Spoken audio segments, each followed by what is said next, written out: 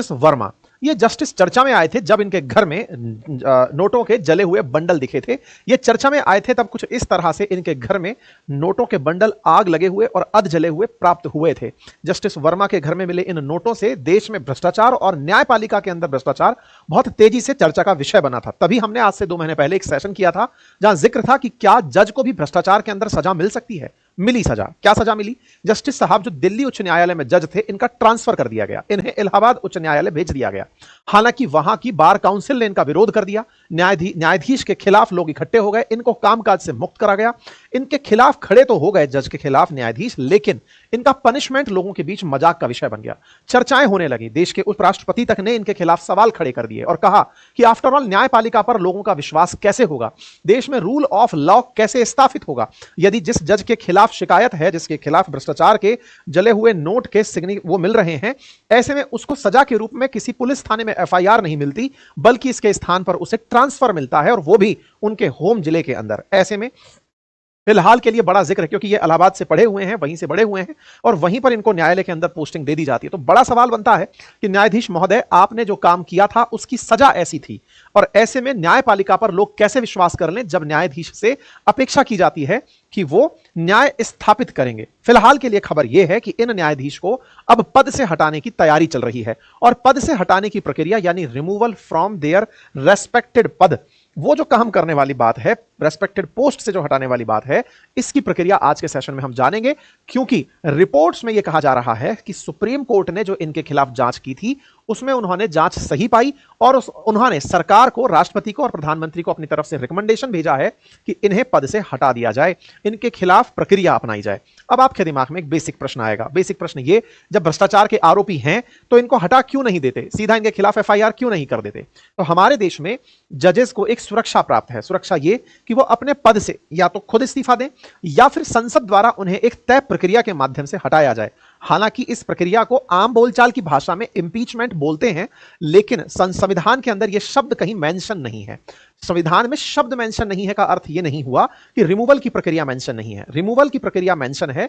Impeachment जो word है यह केवल प्रेसिडेंट के लिए यूज किया जाता है, लेकिन जब वर्ड यूज इंपीचमेंट होता है तो फीलिंग इससे जुड़ी हुई होती है कि यह पद से हटाने की प्रक्रिया है। इसीलिए आम बोलचाल में पद से हटाने की संसदीय प्रक्रिया को, जिसमें दोनों सदन इन्वॉल्व होकर इन्हें हटाएंगे, उसे इंपीचमेंट नाम से जाना जाता है। ठीक है, तो इंपीचमेंट अगर भविष्य में चर्चा में भी आए, महाअभियोग अगर चर्चा में आए, तो वो असल मायने में एक तरह से उपयोग में लिया गया शब्द है, संवैधानिक शब्द नहीं है। फिर भी हम अपनी समझ के लिए आगे से आगे, यहां से आगे जब हम बढ़ेंगे तो इंपीचमेंट शब्द का उपयोग करने जा रहे हैं। ठीक है, कहा जा रहा है कि संसद अपने 15 जुलाई से शुरू हो रहे सत्र में, मानसून सत्र में, सरकार के द्वारा इनको हटाने के लिए इंपीचमेंट प्रस्ताव लाया जा सकता है। अब बड़ा सवाल यह है, इंपीचमेंट प्रस्ताव लाया जा सकता है से क्या मतलब है? से मतलब यह है कि इन्हें हटाने की प्रक्रिया में ना तो राष्ट्रपति आदेश देकर इन्हें हटा सकता है, ना सुप्रीम कोर्ट इन्हें आदेश देकर हटा सकता है। एक हाई कोर्ट के जज को हटाने के लिए संसद के दोनों सदनों की एक विशेष व्यवस्था आवश्यक होती है, जिसे आगे चलकर हम डिस्कस करेंगे। लेकिन आप इस बात से समझ लीजिए कि जो सदन के, दोनों सदन के अंदर विराजमान जो हमारे माननीय सांसद हैं, उनका बहुमत मिनिमम रूप से रिक्वायरमेंट है। साथ में प्रेजेंट और वोटिंग जो सांसद हैं उनकी 2/3 संख्या जरूरी है, तब जाकर आप किसी जज को उनके पद से हटा सकते हैं। उसकी प्रक्रिया की जो पूरी जानकारी है मैं आगे चल के अपने पूरे सेशन में देने वाला हूं, लेकिन आप इससे समझिए कि अगर ये अपने पद से खुद नहीं हटते तो इनको हटाने की प्रक्रिया भी इस संसद के मानसून सत्र के अंदर शुरू की जा सकती है। जस्टिस वर्मा के बारे में कहा जाता है कि इनका जन्म 1969 में हुआ, इलाहाबाद यूपी के रहने वाले हैं।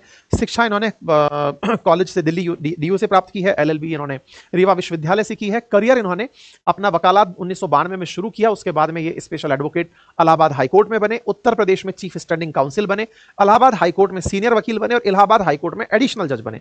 फिर इलाहाबाद हाईकोर्ट में ही परमानेंट जज बने। तो जहां से शुरू 2016 तक वहां पर इन्हें परमानेंट जज रखा गया। 2021 में इनका दिल्ली हाईकोर्ट में ट्रांसफर हो गया।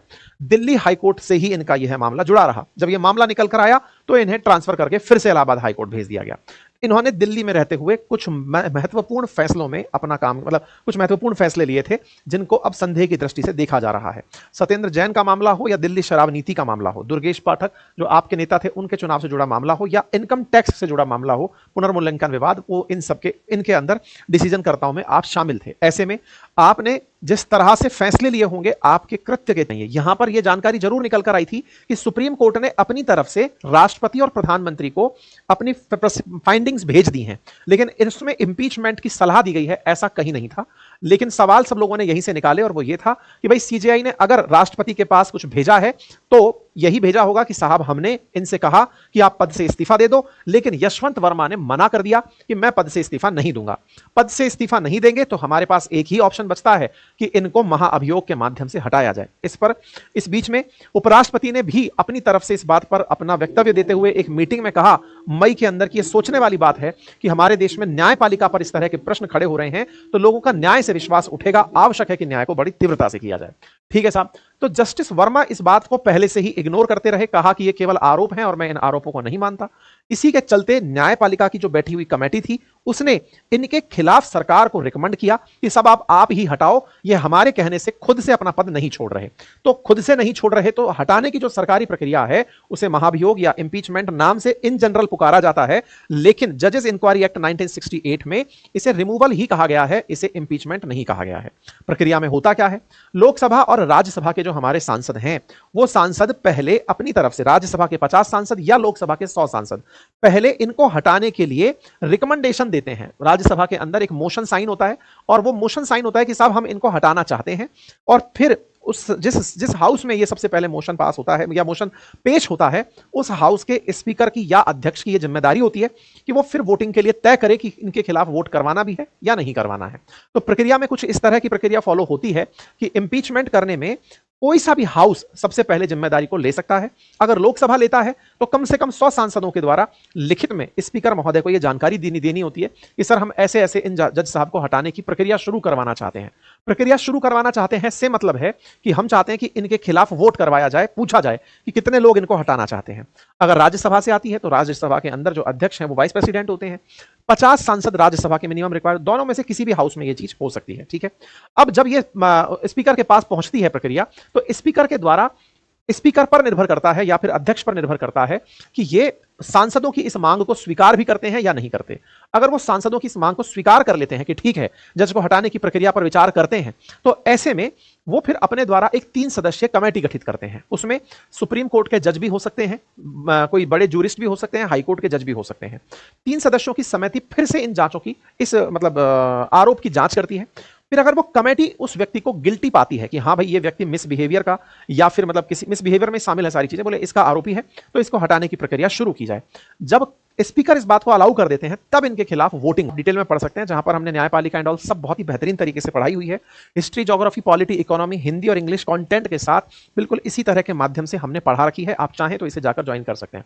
साथियों, छात्रों की बेहद डिमांड के ऊपर हम इस महीने की और बची हुई 2 तारीखों तक, यानी कि इस महीने के अंत तक अपने इस बैच के साथ अपने हैंड रिटन नोट्स आप लोगों को मुफ्त में उपलब्ध करा रहे हैं, या फिर ये कहिए कि इसी प्राइस में हम अपने ये वाले जो नोट्स हैं जो इस क्लास में पढ़ाए गए हैं उस क्लास के हैंड रिटन नोट्स आपके घर पर डिलीवर हो रहे हैं। आप बाकी बचे इन 2 दिनों में भी इस ऑफर का लाभ ले सकते हैं। जिन्होंने अब तक लाभ ले लिया है उनके अगले 7 दिन के अंदर नोट्स डिलीवर हो जाएंगे, क्योंकि कल बहुत सारे लोगों के लेट तक मैसेजेस आते रहे कि हम साहब इस काम को नहीं कर पा रहे हैं, तो हमने इसको 2 दिन और एक्सटेंड किया है। बाकी इस शनिवार को आप लोगों के लिए एक वेबिनार रखी गई है डिजिटल डिस्ट्रक्शन के ऊपर, कि आप अगर पढ़ते समय अपना ध्यान भटकता है आपका तो उससे कैसे बचा जा सकता है, उस पर आपके साथ एक परिचर्चा होगी। थैंक यू सो मच, अपना ख्याल रखें।